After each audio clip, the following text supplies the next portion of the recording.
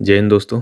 तो आज हम बात करने वाले हैं कि पहले के टाइम पे हम लोग मैसेज कैसे एक जगह से दूसरी जगह भेजते थे और कैसे हम लोग एक जगह से दूसरी जगह बात करते थे। जैसे अभी हम जैसे फ़ोन कर लेते हैं, इंटरनेट कॉल कर लेते हैं, व्हाट्सएप कॉल कर लेते हैं, मैसेज भेज देते हैं, वीडियो कॉल कर लेते हैं फेसबुक से या फिर व्हाट्सएप पे कैसे भी वीडियो कॉल कर सकते हैं। इतने सारे फैसिलिटी हैं आजकल, इतने सारे एप्लीकेशंस हैं, इतनी सारी सुविधाएं हैं।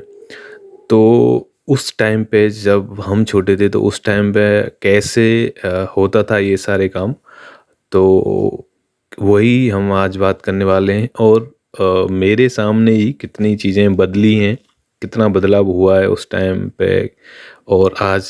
तो वो वाला एक्सपीरियंस मैं आज बताने वाला हूँ। तो ये करीब मैं बात बता रहा हूँ 1991-92 के आसपास की।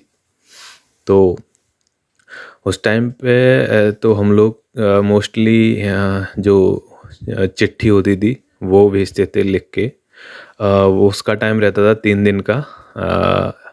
तो 3 दिन में वो चिट्ठी जाती थी। मतलब अगर दूर का कुछ रहता है तो, अगर आसपास की कुछ मैसेज रहता था जैसे 15-20 किलोमीटर 30 किलोमीटर, तो वो अगर कुछ ज़्यादा ही ज़रूरी था तो पता है साइकिल का यूज़ करते थे, साइकिल से जाते थे।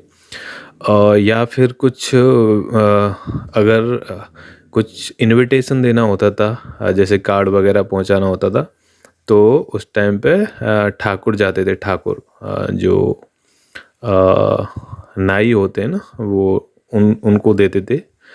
जैसे किसी को कुछ फंक्शन है, अगर अपने रिश्तेदारियों में रिश्तेदारों के यहाँ पे इनविटेशन पहुँचाना है तो वो उसके हाथों में दे दिया करते थे। तो वो जाते थे हर गांव में, उनको सारा जो भी पैसा रहता था या किराया भाड़ा रहता था तो वो भी दिया करते थे।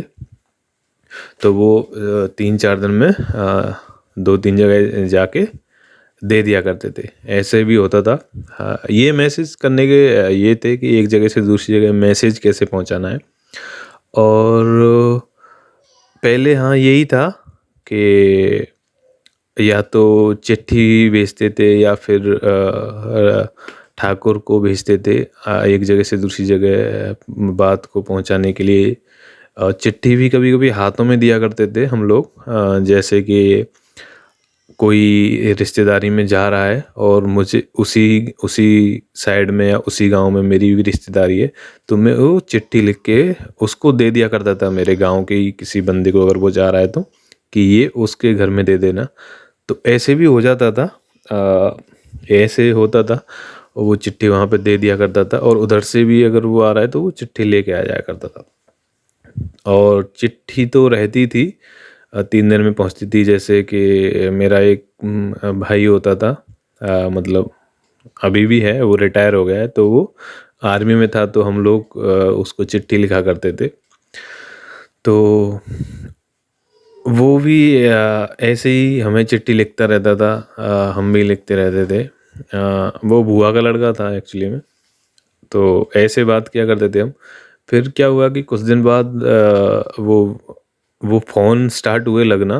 जो जैसे गांव का प्रधान होता था तो एक टावर लगता था उसके घर में, और उससे ही कनेक्टेड रहता था एक फ़ोन, पीएनटी वाला फ़ोन रहता था जो। तो वो हमारे गांव में लगा था।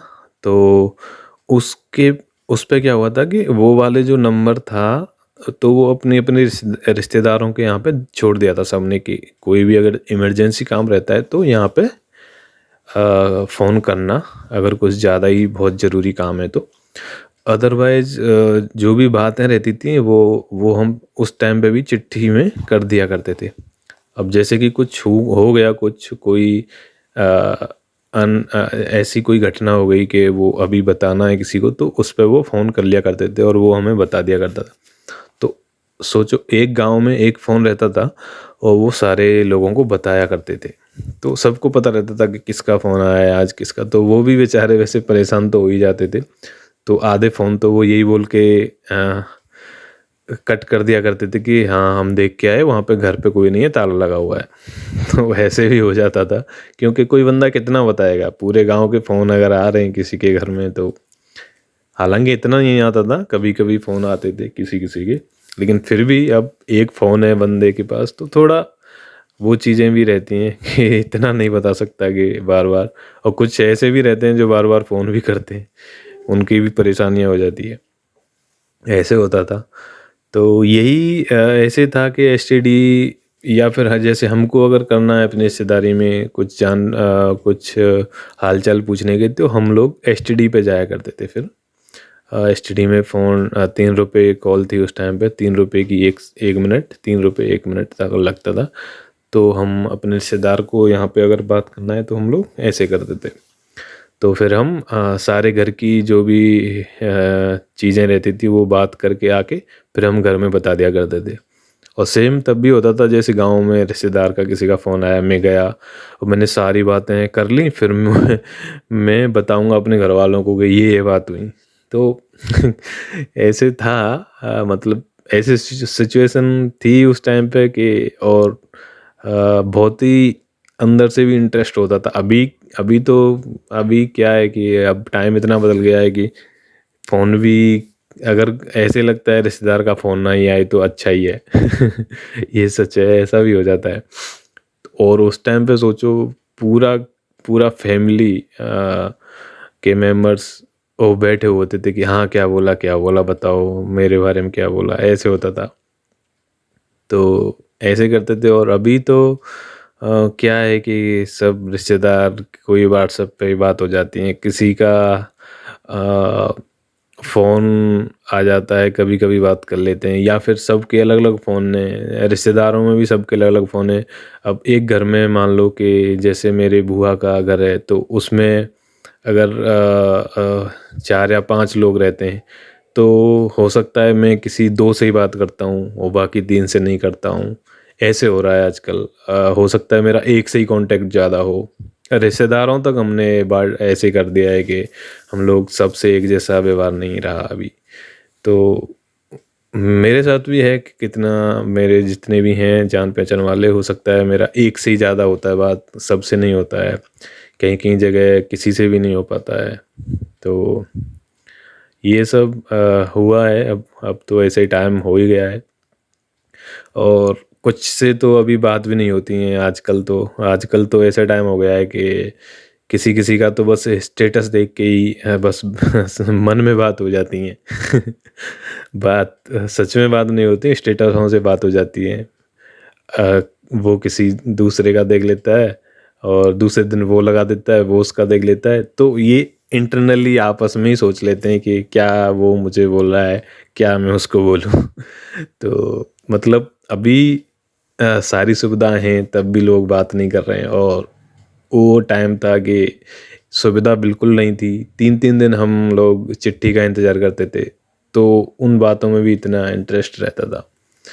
तो वही समय समय का है, बदलाव हो गया है इतना। तो और भी बहुत सारी बातें हैं इन चीज़ों में भी कर सकते हैं, लेकिन आज के लिए बस इतना ही। वीडियो सुनने के लिए बहुत बहुत धन्यवाद, और चैनल को सब्सक्राइब कर देना अगली वीडियो के लिए। और भी मैं कुछ अच्छी अच्छी वीडियो बनाने वाला हूँ। जय हिंद, जय भारत।